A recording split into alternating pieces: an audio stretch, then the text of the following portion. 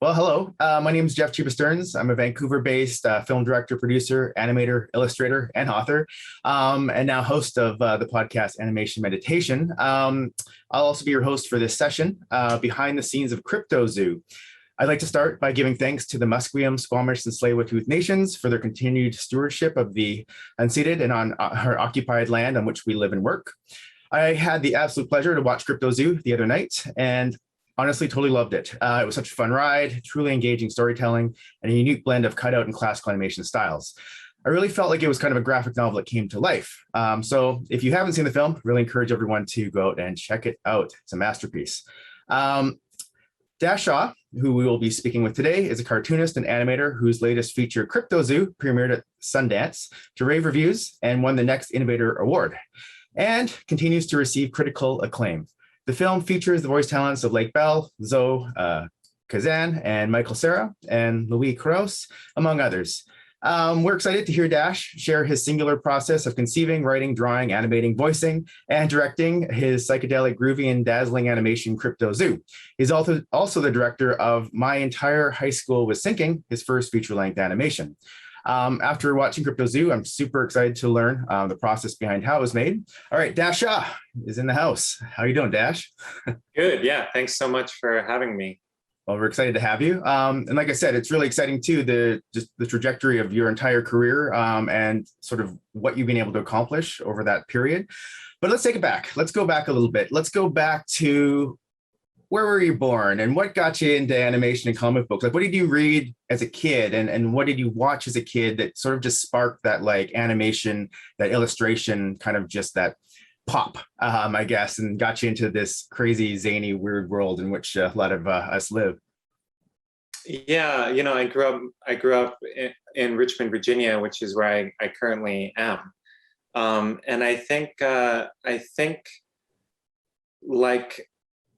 I was actually born in LA, but my parents left when I was like 2, so I have no memories of LA. And they picked Richmond, Virginia, just on the map. They just didn't know anyone there, and it was a cheap place to raise me.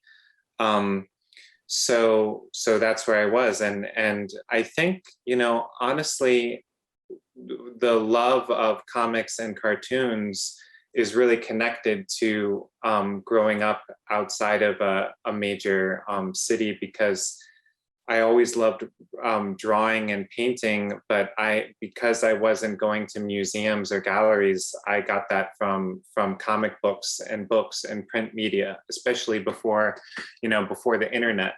So comic books was my way to see drawings, and even like art catalog. I went to an art magnet high school, and you would read about the history of painting, and it would be little black and white reproductions in magazines. And animation, of course, is like drawing being beamed into everyone's television sets. So it was there very, very early. My parents are kind of former hippies that my mom is an art therapist and my dad is a copywriter. So they were, I think, probably more encouraging than many parents of wannabe cartoonists. And the kind of animation that I liked was always related to comics. So like, there's the X-Men show on TV, and there's the X-Men comic, and then limited animation like the Charlie Brown Christmas specials are obviously kind of based on the comics and kind of adapting things from the comics into this medium. So it was there very, very early, and I just didn't stop. Nice. Yeah, and I can definitely see that sort of graphic novel sort of style that seeps into the animation work that you do direct, right? So yeah, it was really, like Tezuka created basically sort of like limited animation. Like he wanted to compete with Disney, but the Japanese television companies didn't give him enough money. So he kind of invented a way of limiting the number of drawings.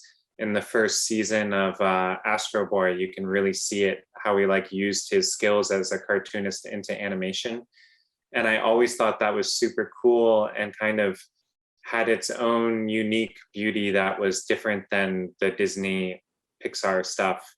And it also felt really related to independent cinema, you know, meaning like to me, independent cinema is like less is more, like harnessing, making the limitations kind of the great strength of the film.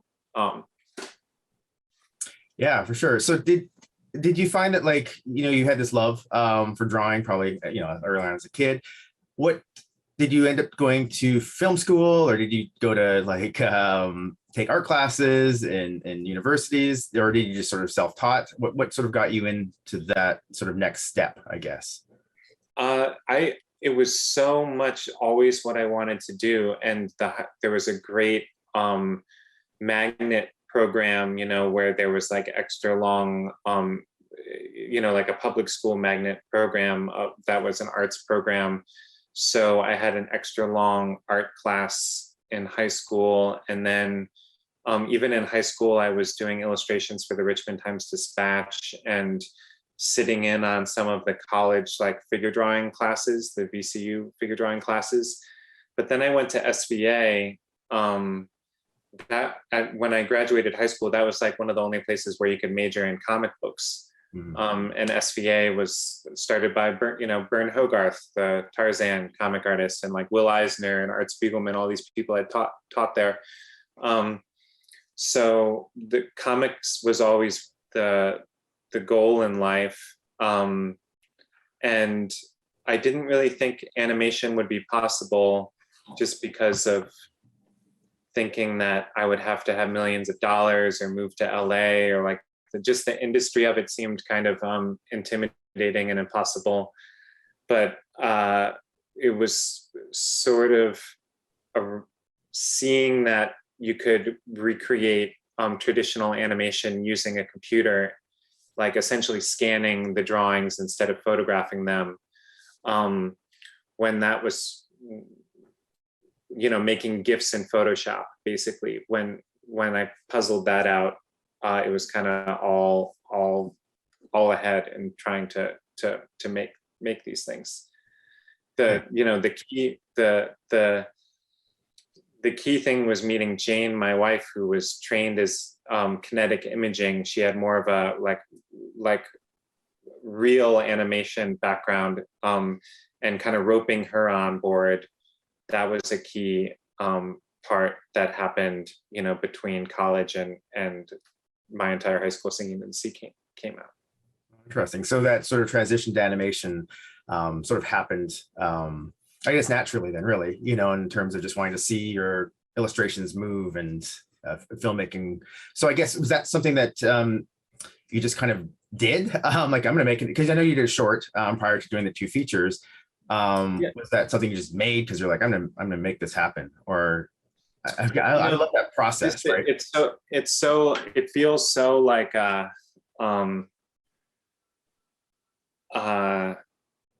unnecessary to tell people, especially like younger people, like kind of the track of things. But when the internet was new, you would see things that look like animations that were made by one person, but it was usually kind of flash animation, and I wasn't so interested. But then when you could make the kind of slideshow function in Photoshop to make GIFs, and you could really just scan something, then I did things for like Bottomless Belly Button was a comic I had done, and I did things that I call fast slideshows, where it's like one drawing that's up maybe it's like 3 drawings or 1 drawing per every 2 seconds or something like that. They're on my Vimeo page. It was figuring it out. I mean, you know, I wanted to make an independent animated feature, you know, as soon as I figured that out, which was, I was 22 or something, and High School Thinking came out when I was 33. So it was like a decade of trying to figure out how to do it. You know, I think knowing people who make live action independent movies, they kind of meet someone that has made something that's played a film festival, and just meeting someone makes that feel possible. And like, oh, this person did it, they got their friends.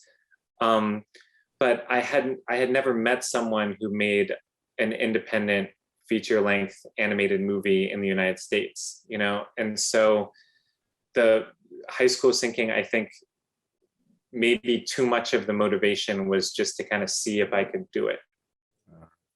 I think kind of seeing if you can do something is maybe a lot of people's first feature, but then you're like asking other people to witness just the fact that you were trying to do something.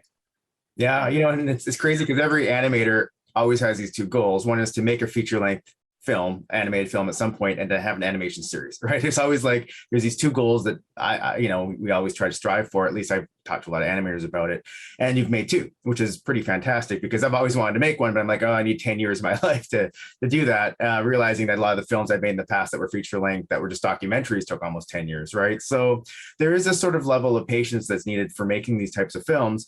And after watching Cryptozoo and realizing, wow, okay, there's a lot of greatness to this film in different ways, and the style and everything else is sort of, everything's very unique.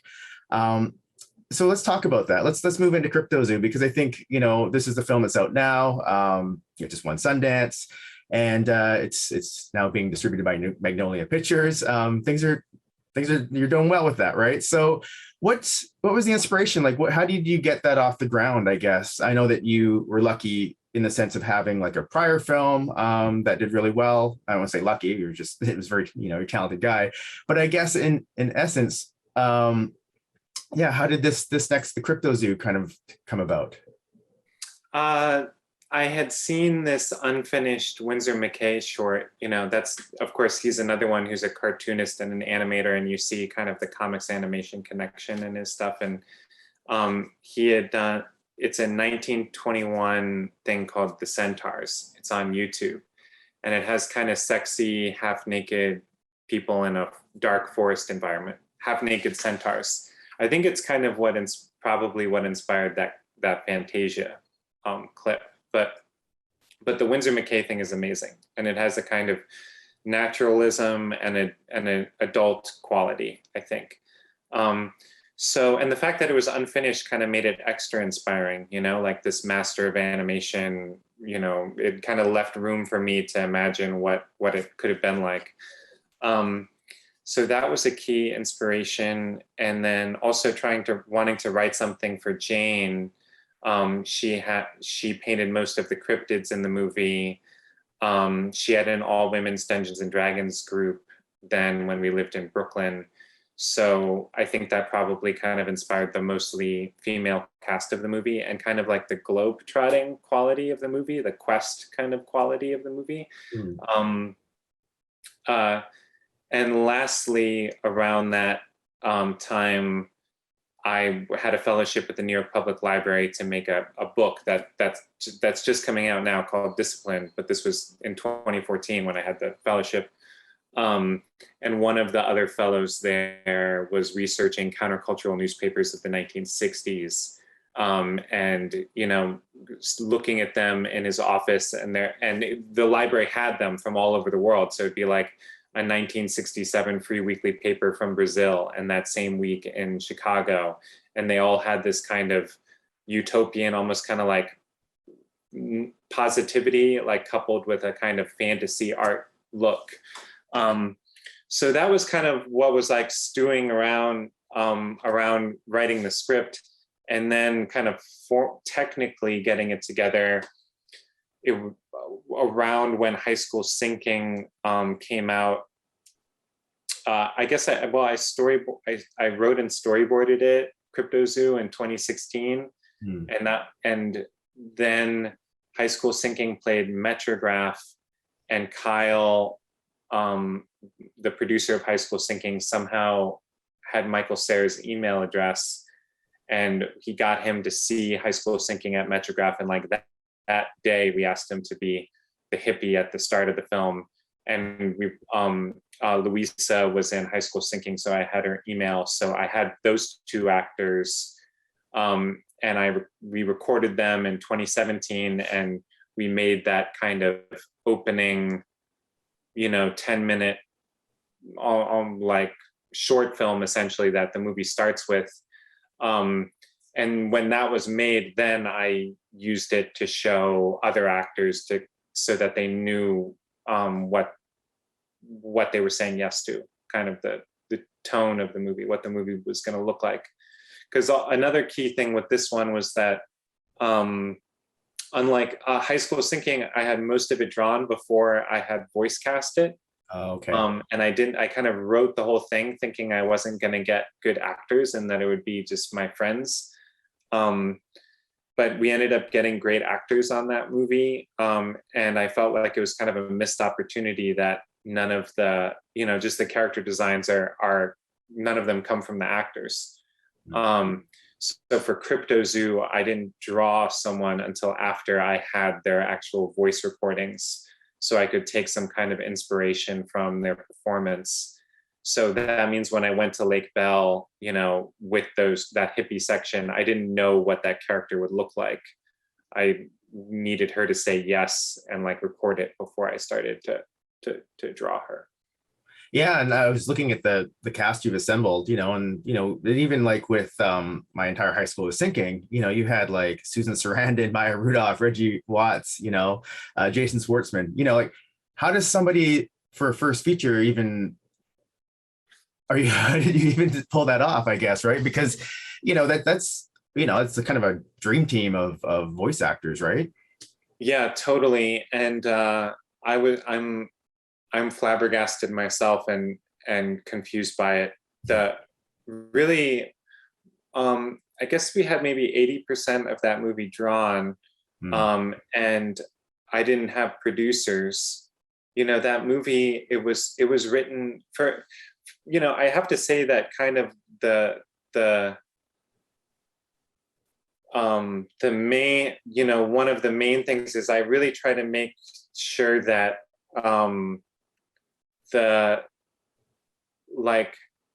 with High School Sinking, I did get other artists involved eventually, but it was written kind of thinking, well, if it all fell on me, maybe I could paint these backgrounds because they're school backgrounds or they're abstract backgrounds. So it's kind of I find that the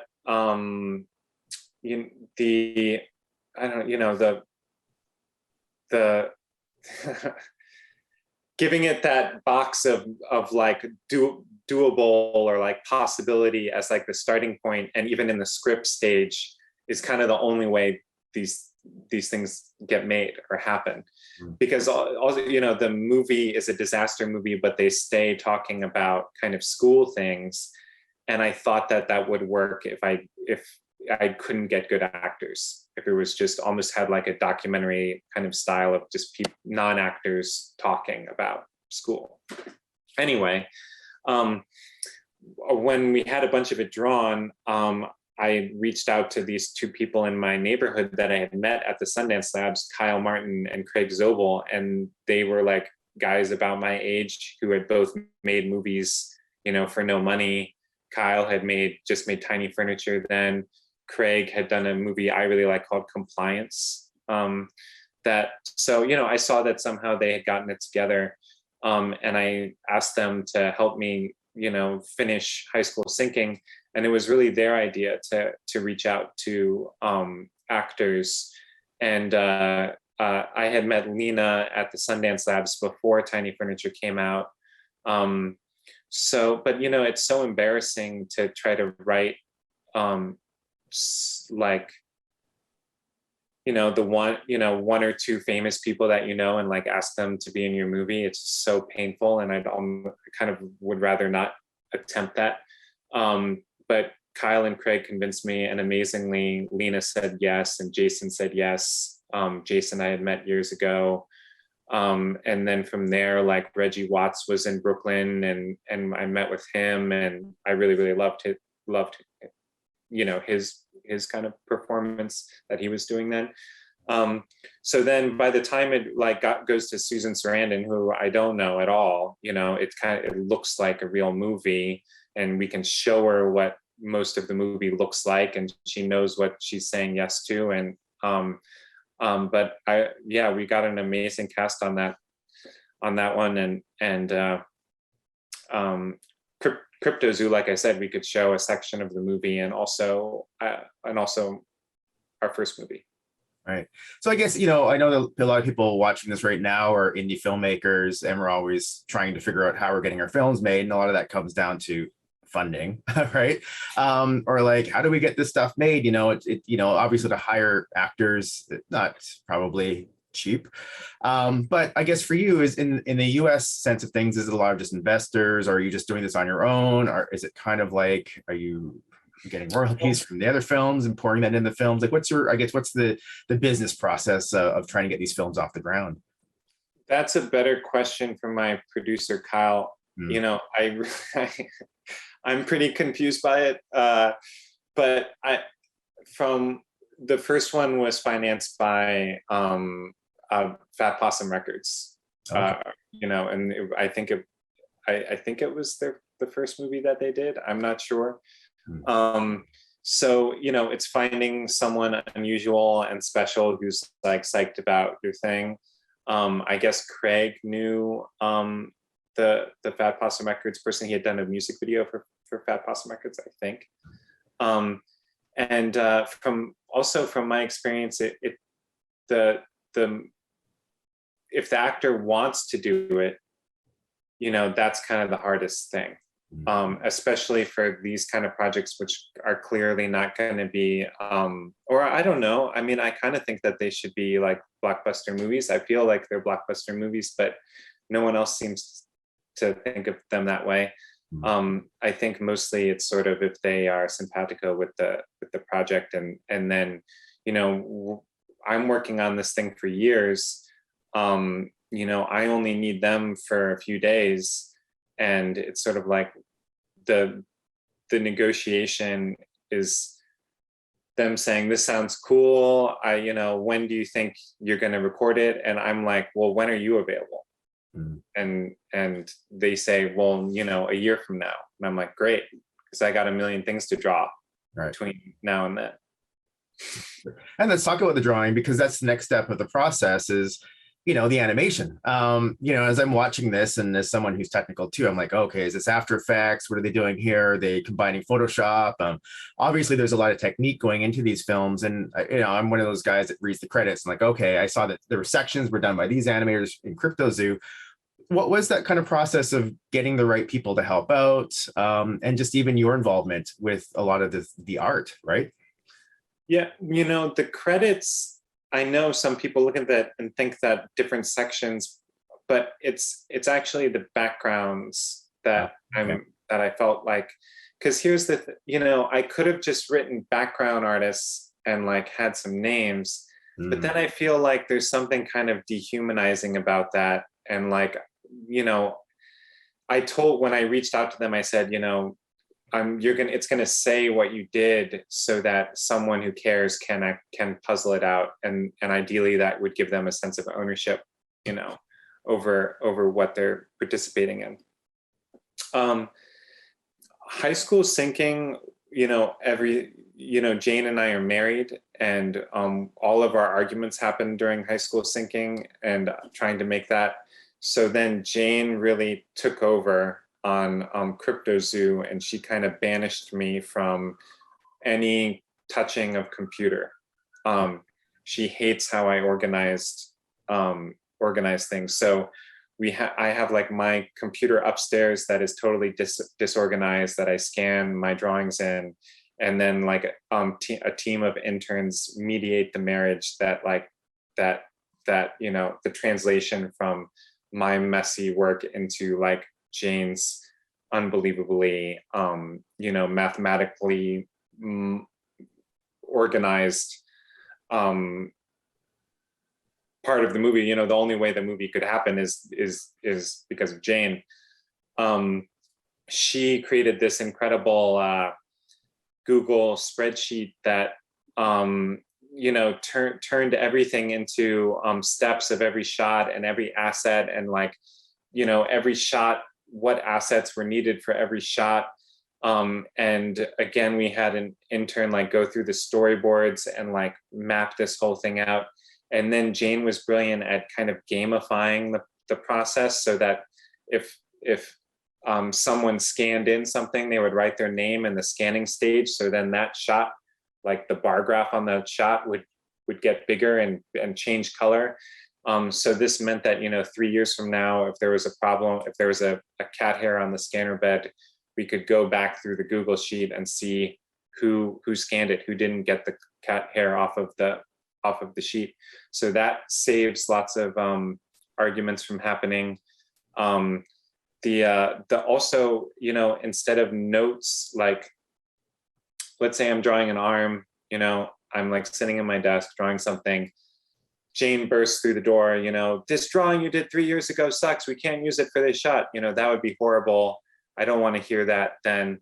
So she just types it into a Google spreadsheet under like notes or redraws. And then, on a Saturday morning, a month from then, I can like wake up and be like, oh, let me see, I feel like doing redrawings today, and I'll just look at the list of things that I need to redraw to fit whatever she's got going on.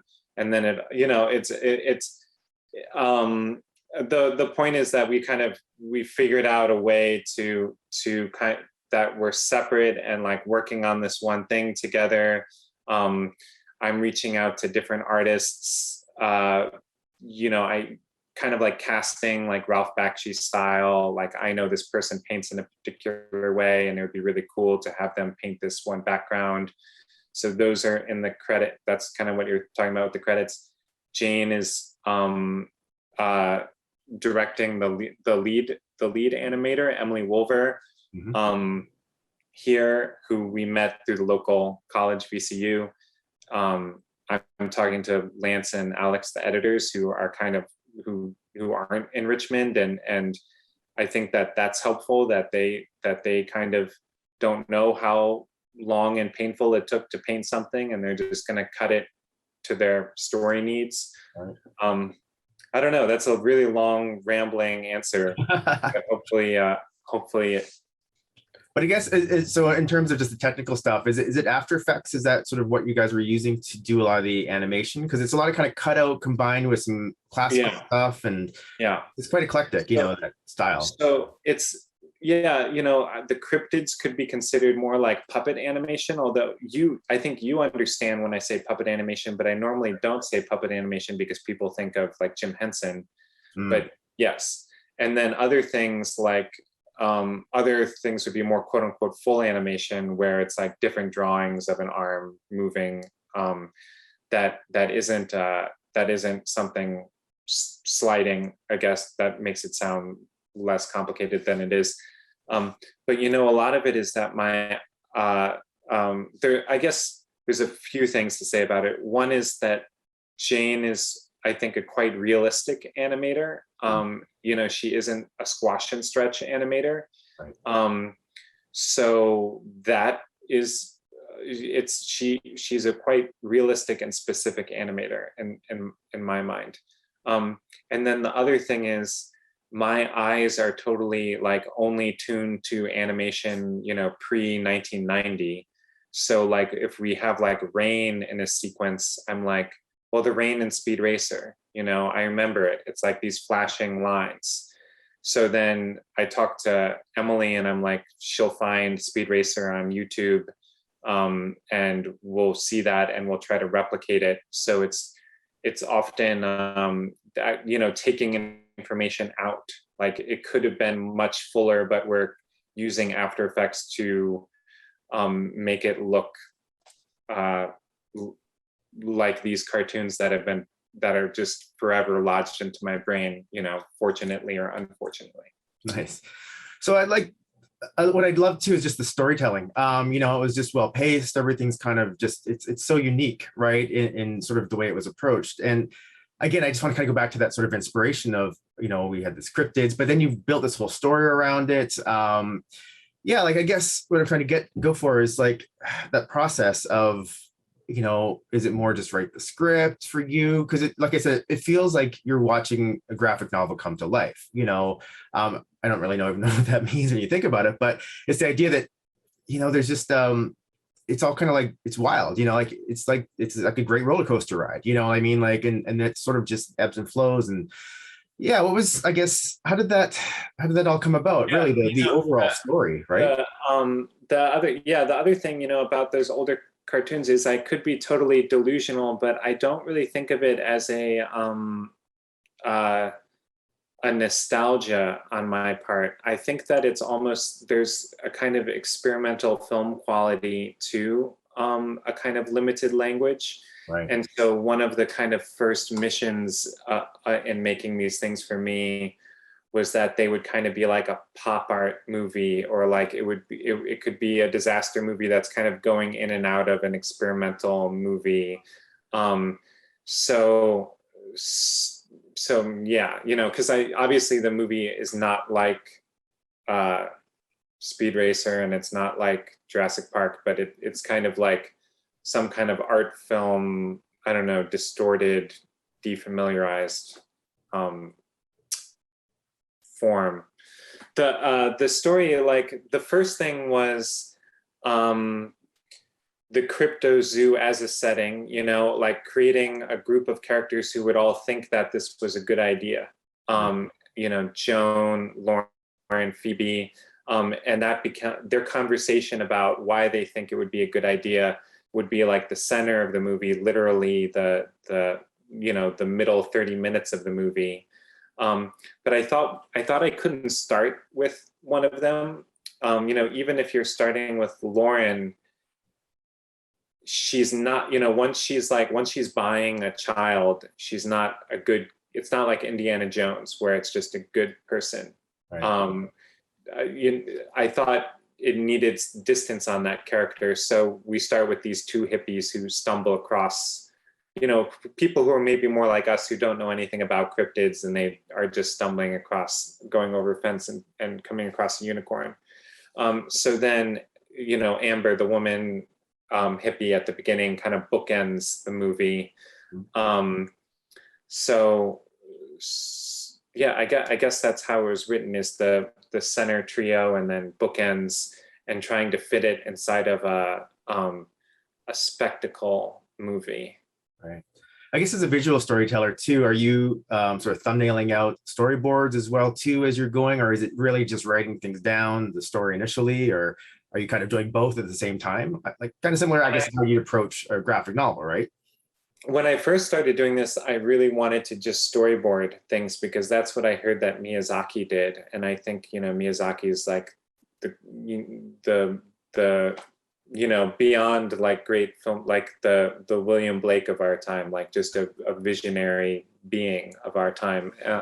But I found that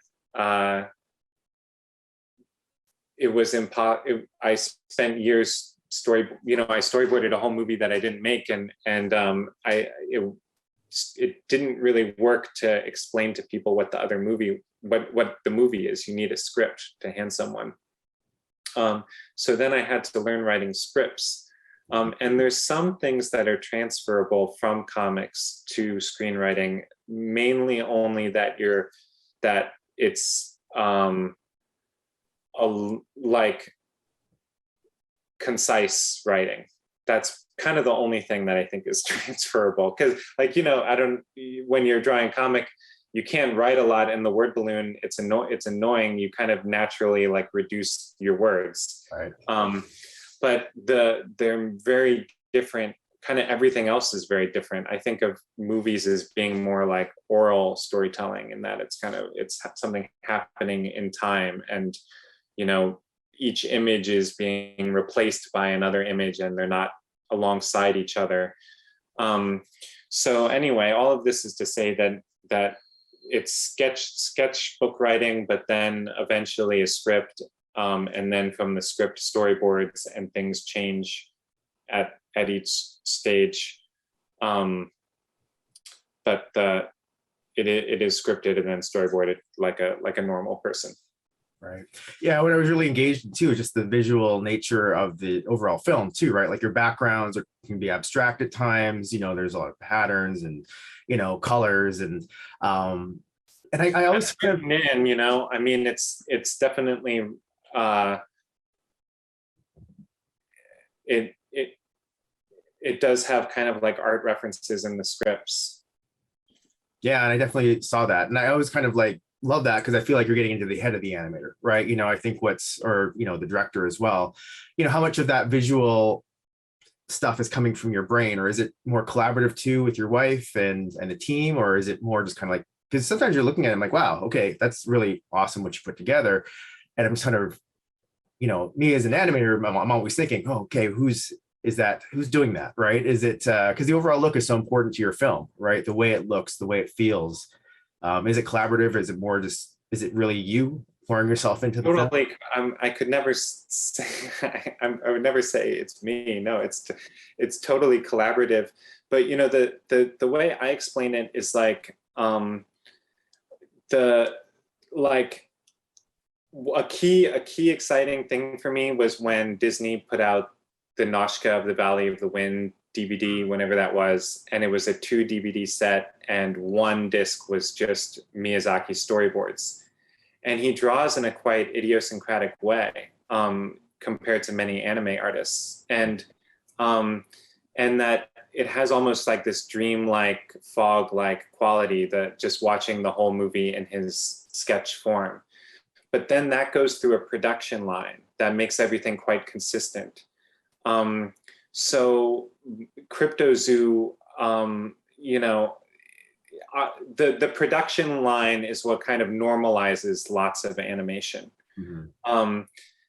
Cryptozoo, obviously, we had a totally bonkers production line that was a few people, and if one of them had a weird idea, I tried to say yes to it. So that weird idea could be from Jane, it could be from Emily, it could be from the painter. So because it wasn't like putting together a car and like everyone's doing their one piece as it's going through. Someone could say, well, what if this thing is done in this particular, I tried to have room for basically sort of like moments of inspiration, ideas that you can't articulate very well, but just seems to like intuitively make sense. And I really think that Cryptozoo is full of that like every scene, there's something in it that was someone kind of taking a risk. That I think that's kind of what I'm most proud of, and it's definitely not me taking credit for all of those risks. It's basically the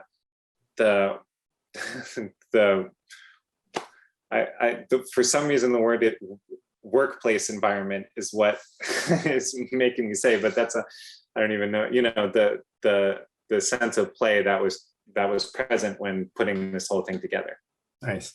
Yeah, and I think what's really fun about it too is that you get to have all these different mythical animals throughout the whole film, and you cover a lot of territory from all around the world, right? Which I think as a kid, like that, I love books about mythology, and I've got a jackalope here. I didn't see a jackalope, but I love mixed creatures. I myself am mixed Japanese, and so I have this thing for just mixed up creatures. And so, my inner child is like, oh man, this would be super fun to like, you pulled a lot of sort of these cryptids from different stories from all around the world.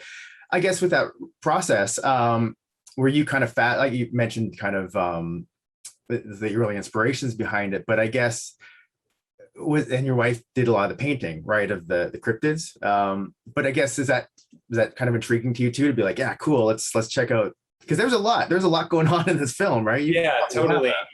For me, it was that there's a great Borges book that's the Book of Imaginary Beings. That's like each chapter is a different, 1 or 2 page description of a mythological being. But of course, the Cryptozoo, it's like Epcot Center. It's like the trying to introduce the world and particularly Epcot Center is interesting because it's this, even I think even for people who haven't seen the movie, as soon as it starts, you kind of know that the Cryptozoo is going to fail, and you're kind of watching its fall. And in the 60s, the moment I was interested in is when Walt Disney died, and Epcot Center, which was going to be an actual city where people would live, it was like his real utopian city, was turned into another amusement park. And we see Epcot under construction in Cryptozoo. So it's like this utopian failure, a kind of almost like a museum. You may love a museum, but the way that they're acquiring the kind of artworks in the museum can be horrible, and the way that they're presenting them may be kind of damaging the power of the artworks. So to me, the cryptids are kind of like radical artworks of our culture, radical ideas, the stories of that were generated by these places all over the world, and then how in an attempt to introduce them, they're harmed. Right. So I think what's really fun too is, it was Orson Welles once said, making a film is 2% movie making, 98% hustle, right? So there's this idea that now the film's out, it's going out into the world, it's got a distributor, but you got to, go to Sundance. And I think that's kind of the fun part about celebrating, the filmmaking process, is that now we have audiences, we get to see the films. How important is that for you, I guess, in terms of like, you mentioned Sundance really helping, get these films kind of finding your talent, making these connections, these networking. I guess just moving it into the sort of the after the film's done kind of process for you now. It's tricky with COVID, right? Obviously we'd love to have you here in Vancouver. I'd love to be in person on a stage talking to you, but the world has changed, and, hopefully we'll get back to a place where we can do that again. But I guess now navigating it, how have you found things? Because you've been making films for, a long time. I've been making films for 20 years. I've watched festivals grow. I've watched, I've been to probably over 300 festivals. I love them. I was a festival junkie. I'm a self-proclaimed festival junkie, and now it's like you've got this film out there and it's like, oh crap, I can't just tour it around the world, and I can't just jump on a plane and go here because they have restrictions. Is that kind of a bummer, or are you finding you're okay with it because you're an introverted, animator who likes to be at home with their family? I don't know. Like, I actually find that now I'm enjoying this, right? Like I don't have to jump on planes and go. I can just, have these conversations halfway across the world, right? Everything you're saying makes sense to me. I too love film festivals, and especially if you're making unusual animated things, I feel like it's it's one of the only places / times on the planet Earth where people kind of want to see an unusual animated movie. So festivals have been very, very good to me. Like the same film playing just at the normal, megaplex might be confusing to people. Like, what is this? But even just inside the context of a film festival, people want something something new, something unusual. So I love them. The having it come out, Sundance being virtual, and it did do many virtual festivals, but then as travel opened up, I have gotten, Jane and I went to Annecy, which was nice. Incredible and life-changing. But strangely, I think that maybe Cryptozoo benefited from it, because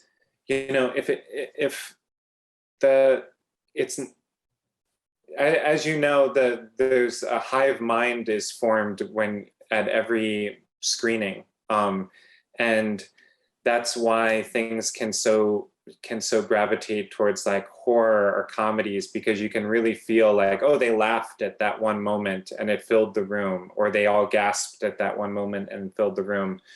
But Cryptozoo is more like a book where it's, then it's, or I should say that the goals are less clear.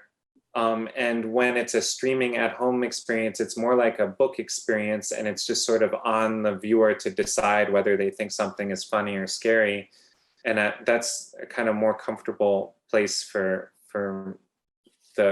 Cryptozoo to exist in. So, and I always like, I kind of like graphic novels more than movies, and it's my first kind of love. So having something be more like that intimate experience is not so, it's nice.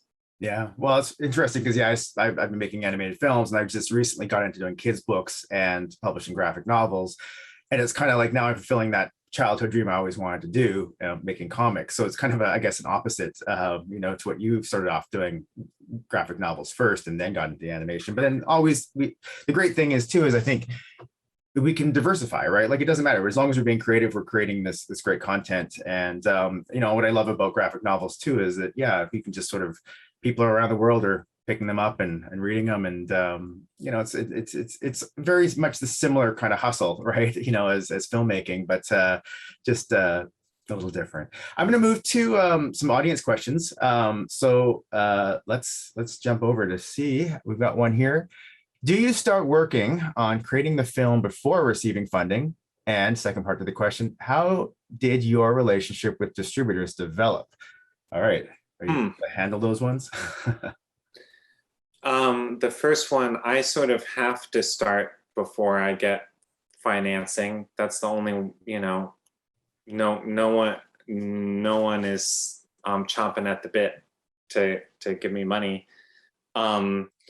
It helps that I spent many years drawing comics, so I have these other things that I'm doing. The books get optioned, and I'm not involved in them, so that's kind of like an invisible money stream that exists. So I have freedom. That makes it sound not stressful. It is.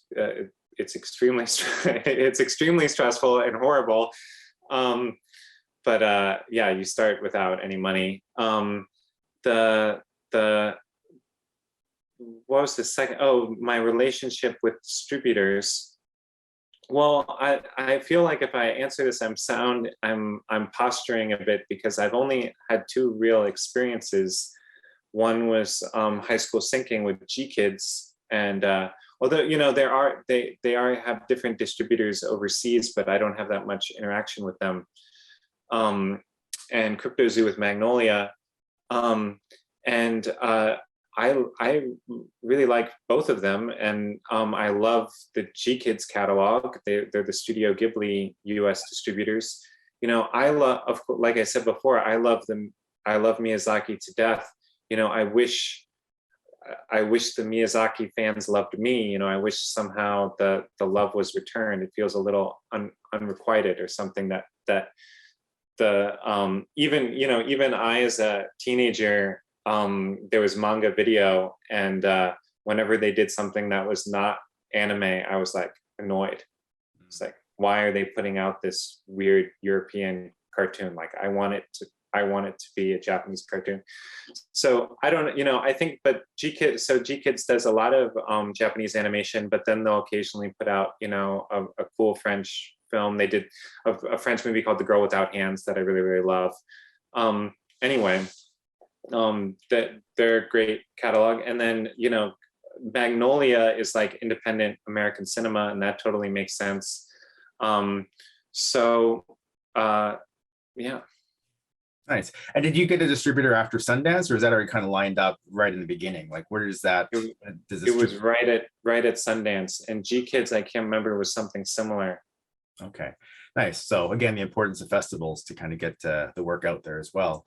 So next question, you mentioned that you created certain characters after recording their voices. Have you, or will you ever create a character in collaboration with an actor? That's a great question. I would think that would be totally amazing, and I would love to do that.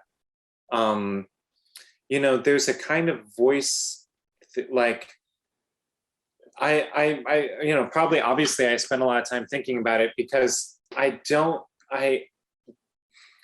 I don't, the thing that's preventing me from watching a lot of American cartoons is I don't like that kind of voice acting, that very loud, bah, bah, bah kind of thing. I find it really irritating, and I don't like, I don't want it in my ear. But the kind of voice acting I like is kind of like that Aardman short Creature Comforts. But that's just documentary footage that's been, that's been animated. I can't do that because I'm not making a documentary. So for the actors, I always tell them just don't think about how it's animated. Just give me a realistic, sincere performance. I like, don't think about it as something for a cartoon. But I think that there could be some way, and maybe if it would be working with an actor, a specific actor, there could be some way to get some of that real documentary magic kind of quality in the voices that I think when paired with animation is really, really winning. Because, animation is so time consuming and not instantaneous, and the kind of documentary voices can feel really instantaneous. There's a great Hungarian movie called Bubble Bath from 1980, and there's kind of conversations about marriage in the middle of it that are like actual conversations that are paired with this kind of painted style that I think really, really works. Nice. Anyway, I don't have plans, but I would love to do that. I hope. Oh, I'm sure you've got many more films up your sleeve, right? All right, next question. Yeah, next question. This one, I don't know if you can answer this easily or not, but what is your favorite part of creating animated films, and what advice would you give to illustrators and artists who would like to get into the world of animation? Run. Yeah, I mean, you're probably smiling because that from my perspective, I feel like completely outside of the world of animation. I don't know, is that the reason you were smiling? No, it's just because anyone who's like wants to get into this crazy, wacky world is, Oh, they're doomed. You're laughing at they're doomed. But go ahead. Oh yeah, I was just gonna say, yeah. So I guess, well, first part, yeah. What is your favorite part, I guess, to creating animated films? I